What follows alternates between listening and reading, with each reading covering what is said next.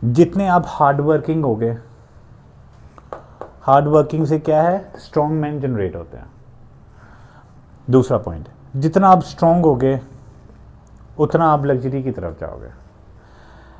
तीसरा पॉइंट, जितनी आपको लग्जरी मिलेगी उतना आप कंफर्ट जोन की तरफ जाओगे। चौथा पॉइंट, जब आप कंफर्ट जोन की तरफ चले जाते हो या कंफर्ट जोन में रहते हो, वहाँ पे आप वीक एंड रिलैक्स होना शुरू हो जाते हो, और जब वीक और रिलैक्स हो जाते हो तो फेलियर, इसको पॉवर्टी नहीं, इसको फेलियर भी कंसिडर करते हैं। फेलियर कह लो, पुअर कह लो, पॉवर्टी कह लो, ये एक साइकिल जनरेट हो जाता है। एक बंदे ने बहुत अच्छी कहावत दी, उसने कहा कि सख्त से सख्त हालात जो है ना वो इंसान को मजबूत बना देते हैं। आपको सब्र, आपको वो तमाम मामलात करना, इसका मतलब ये स्टेटमेंट जस्टिफाई हो गई।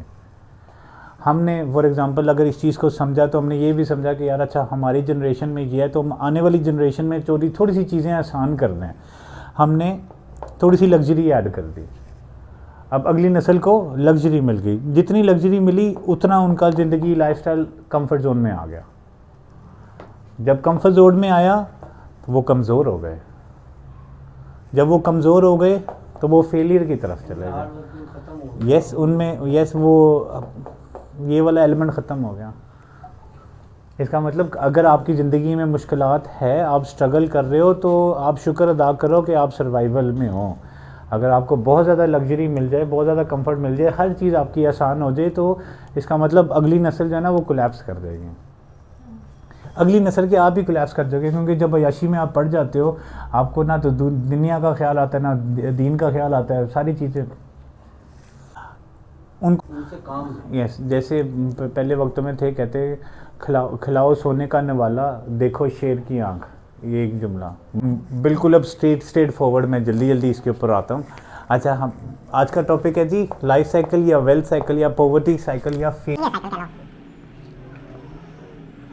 अच्छा, ये 1 स्टार लग्जरी है, 2 स्टार सेक्रीफाइसेस हैं, 3 स्टार हार्ड वर्क है, 4 स्टार वॉरियर्स, 5 स्टार फुल अय्याशी consider, and 6 star death, poor या फेलियर। अच्छा, हम एक साइकिल को अंडरस्टैंड करते हैं। ये फर्स्ट जनरेशन है। फर्स्ट जनरेशन के पास 6 स्टार्स हैं, 4 स्टार्स हैं, 3 स्टार्स हैं, 2 स्टार्स हैं।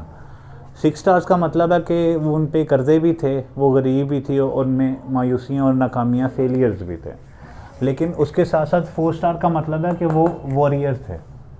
उसके बाद 3 स्टार्स का मतलब है कि वो यस हार्ड वर्किंग थे, मेहनती थे। और उसके बाद 2 स्टार का मतलब है कि वो कुर्बानियाँ भी दे सकते थे। अच्छा, यस, जब उन्होंने ये पॉइंट्स अपने में देखे तो उनसे जो अगली नस्ल थी, यस, उन्होंने जो डिलीवर किया वो क्या था, 4 star, 3 star, 2 star, 1 star. Warrior भी थे, हार्ड वर्किंग भी थे, सेक्रीफाइसेस भी थी, और थोड़ी सी लग्जरी भी आ गई, क्योंकि इनकी जो मेहनत थी उसका फल कहीं ना कहीं दूसरी नस्ल ने खा लिया। क्योंकि उसमें अल्हम्दुलिल्लाह उन्होंने गुर्बत देखी, लेकिन इन्होंने कहा कि हम गरीब हैं तो हमारे बच्चे गरीब नहीं होंगे, हम अनपढ़ हैं तो हमारे बच्चे अनपढ़ नहीं होंगे। ये चीज़ें थोड़ी सी डिलीवर हो गई। अच्छा, अब जब सेकंड जनरेशन से थर्ड जनरेशन आ रही है, तो इन जनरेशन में जब लग्जरी के एलिमेंट्स थे तो इनके पास कुछ कंटेंट कम हो गया। 4 स्टार, 2 स्टार एंड 1 स्टार।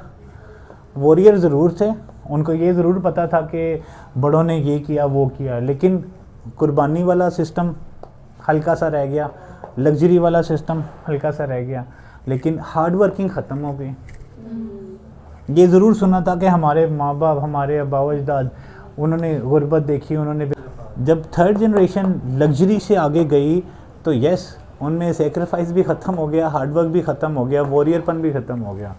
वो 5 स्टार एंड 1 स्टार, इसका मतलब वो अय्याशी में चले गए और उनके पास तो लग्जरी थी। इसका मतलब ये तो कोलैप्स करवा देंगे। इनको तो मेहनत का नहीं पता, इनको सेक्रीफाइसेस का नहीं पता, इनको हालात से लड़ने का नहीं पता। यहाँ से अगली 5th जनरेशन, इनमें वापस गुर्बत आ गई। अब इस टाइम पे बहुत सारे लोग आपने देखे होंगे, हमारे जब कोलैप्स करते हैं ना, तो हमारे अच्छा वक्त था, हमारे वालिदैन ने तो कुछ भी नहीं किया। अच्छा, उसके देखो उसने ये कर दिया वो कर दिया, हमारे वालिदैन ने तो हमारे लिए कुछ नहीं किया। प्रॉपर्टी ये वो वगैरह। तो रीज़न ये थी कि वो लग्जरी में चले गए थे, वो याशियों में चले गए थे। उन्होंने आगे क्या डिलीवर करना था, ख़त्म हो गया, जो था वो उजाड़ दिया। उनको मेहनत का नहीं पता था, कोलैप्स करते गए करते गए करते गए, तो वो कर्ज ही आपको देंगे। अब आपके ऊपर है। अब ये 5th जनरेशन में सपोज जब आ गई ना, ये वाली आ गई, ये वाली आ गई, तो ये इन्होंने आगे क्या करना है, वापस इसी स्टेज में जाना। तो इसका मतलब ये साइकिल जो है, पॉवर्टी साइकिल, फेलियर साइकिल। अब यहाँ इसका मतलब यहाँ पे इनको चाहिए कि थोड़ा सा सेक्रीफाइस या हार्डवर्क या वॉरियरनेस आना चाहिए। तो इससे क्या सीखा को ना, मेहनत मजदूरी की तरह भी लेके उनको ये ज़रूर बताओ कि भाई hard work is the main, hard work. हम बहुत ज़्यादा कंफर्ट जोन में जा रहे हैं ना, तो बेटा ये ख़त्म हो जाती है। अच्छा, जब वो आया मेरे पास उस वक्त ना, मैंने जब उसकी बातें सुनी, मैं कहा नहीं यार, अभी बच्चा छोटा है, इसके दिमाग में वो हवा नहीं होगी, पैसे की हवा इसके दिमाग में नहीं होगी। लेकिन जब वो मुस्कुराया, मुझे समझ आ गई कि इसके अंदर ना पैसे की कोई है, अकड़ उकड़ है।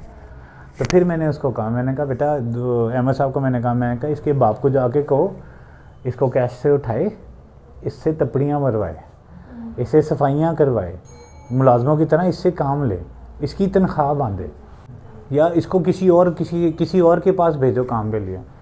इसको मार पड़े, इसको इसके साथ अल्लाह माफ़ करे, इसको पता हो कि सख्तियाँ कंडीशन में रहता, उस पैसे की अकड़ होती है।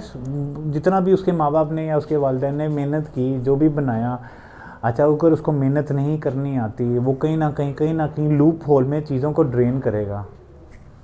इसका मतलब वो फिर इस रेवेन्यू, ये लाइफ साइकिल में, फेलियर साइकिल में कहीं ना कहीं फंस जाएगा और अगली नस्ल को डिलीवर नहीं कर पाएगा।